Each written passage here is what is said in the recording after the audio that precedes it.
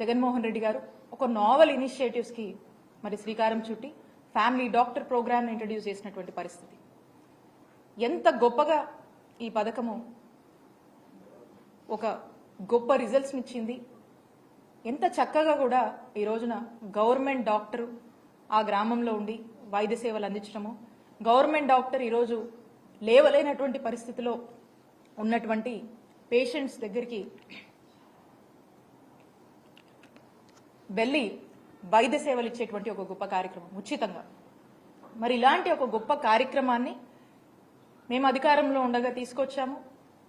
ఇది ఒక preventive care మాదిరిగా, prevention is better than cure అంటే ఒక ఫస్ట్ ఎయిడ్ మాదిరిగా ఏదన్నా ఒక ఇష్యూ వస్తే ఆ గ్రామంలో అక్కడే మనకు పరిష్కారం దొరికేటువంటి ఒక గొప్ప కార్యక్రమంగానే మనం చూడొచ్చు. అంటే ఏదున్నా కూడా మన గ్రామంలోనే మనకు వైద్య సేవలు అందుతాయి.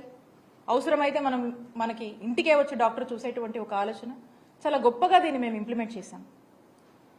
ఇది ఎంతో మంది రాష్ట్ర ప్రజలకు మంచి వైద్య సేవలు అందించడంతో పాటు ఎంతో మంది ఆరోగ్యాన్ని కూడా కాపాడినటువంటి పరిస్థితి.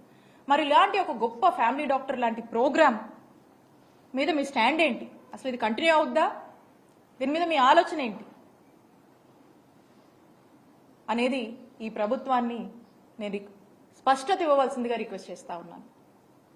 అలాగే ఆరోగ్య సురక్ష అనేటువంటి ఒక కార్యక్రమం, ఈ ఆరోగ్య సురక్ష అనే కార్యక్రమంలో ఇందాక మనం మాట్లాడుకున్నట్టు ఫ్యామిలీ డాక్టర్ ప్రోగ్రాంలో డాక్టర్స్ వెళ్ళి గ్రామాల్లోనే చూస్తారు,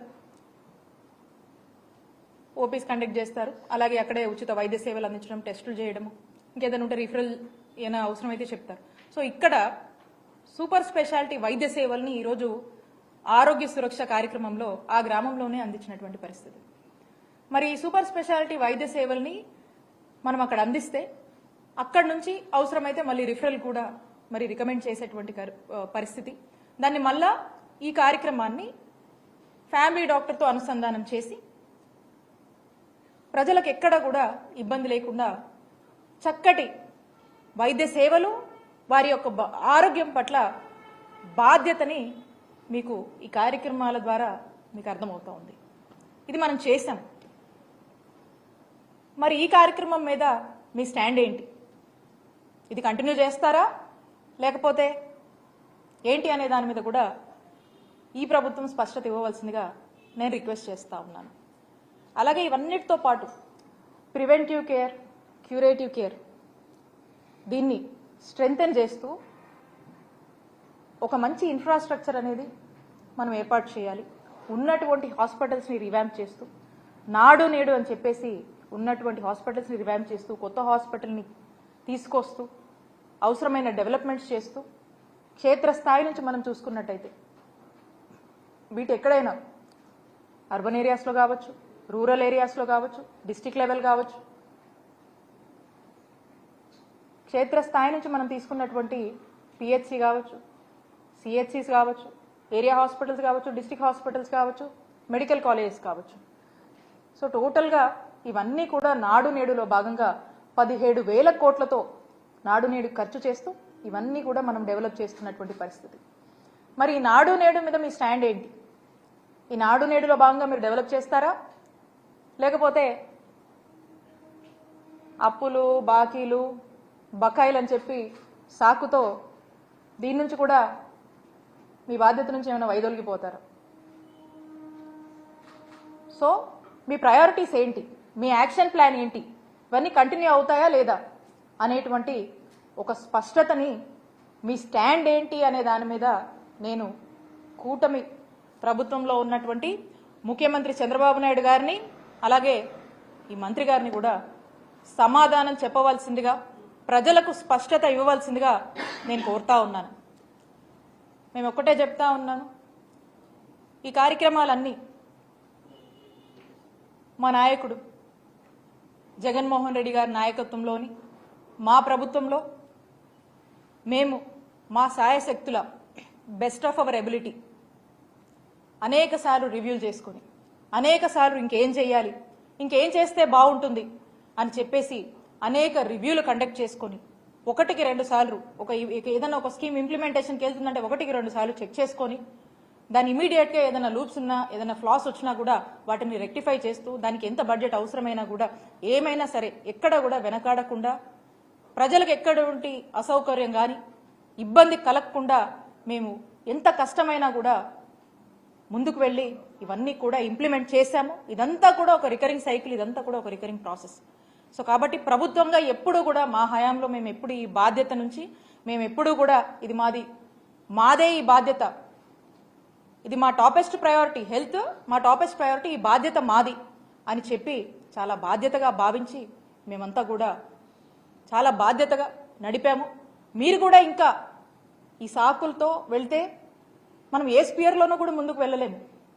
కాబట్టి ఈ సాకులు కాకుండా ఇంకా బెటర్గా మీరు చేస్తే బాగుంటుందని కోరుకుంటూ, అలాగే ఈ అన్నిటి మీద కూడా మీరు మీ స్టాండ్ ఏంటో అని ఒక స్పష్టత ఈ ప్రభుత్వం ఇవ్వవలసిందిగా ప్రజల పక్షాన మేము కోరుతున్నాము. మేము ఒకటే చెప్తా ఉన్నాము, మేము మా నాయకుడు వైఎస్ జగన్మోహన్ రెడ్డి గారి నాయకత్వంలోని మేమంతా కూడా ప్రజలకు ఏ అవసరం వచ్చినా ఏ విషయంలో అండగా ఉండాలన్నా కూడా మేము అధికారంలో ఉన్నా మేము అధికారంలో లేకపోయినా కానీ ప్రజలతోనే ఉంటాము, ప్రజల పక్షానే నిలబడతాము, ప్రజల కోసం పోరాడతామని చెప్పి తెలియజేసుకుంటూ సెలవు తీసుకుంటున్నాను. Thank you.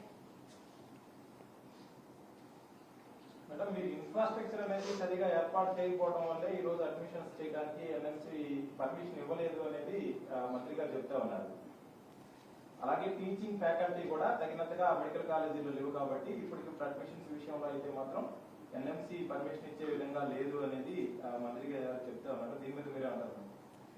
నేను ఇందాక నా మాటల్లో కూడా మీకు స్పష్టంగా చెప్పాను, మేము కొంత ఈ మెడికల్ కాలేజ్ కోసము కొంత యాక్టివిటీ చేశాము. మా యాక్షన్ ప్లాన్లో భాగంగా ఏదైతే ఫేజ్ 2కు సంబంధించినటువంటి మెడికల్ కాలేజ్ ఉన్నా దానికి సంబంధించినటువంటి కొంత రిక్రూట్మెంట్ మేము ఉండగానే కంప్లీట్ చేశాము, కొంత ఇన్ఫ్రాస్ట్రక్చర్ మేము డెవలప్ చేశాము.